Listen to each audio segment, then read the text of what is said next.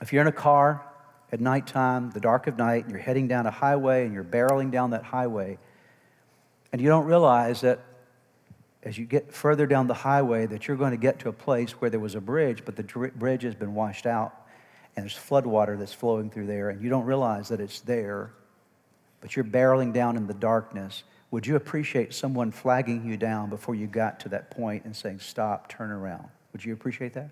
Of course you would. Of course you'd appreciate. Oh, thank you so much for telling me that I need to turn around. I didn't realize I was headed toward a precipice. I was headed toward real danger.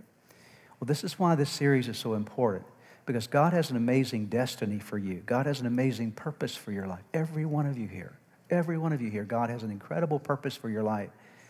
But so often, if our words are not correct, if we're speaking in ways that are inconsistent with God's word and God's promises and God's will, actually what's happening is we're barreling down through life and we don't realize we're about to crash somewhere. We're not headed toward the destiny that God has for us because we may have the energy, the propulsion, but we don't have the right direction.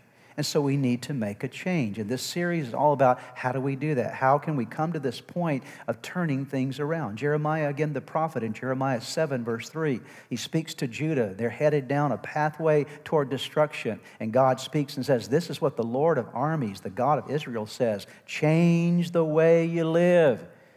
Change the way you live. Change the way you act. And I will let you live in this place. God says you got to stop living a certain way. And if you'll change, then your life will be blessed. Your life will be a place of peace. So when you change your words, you change your life.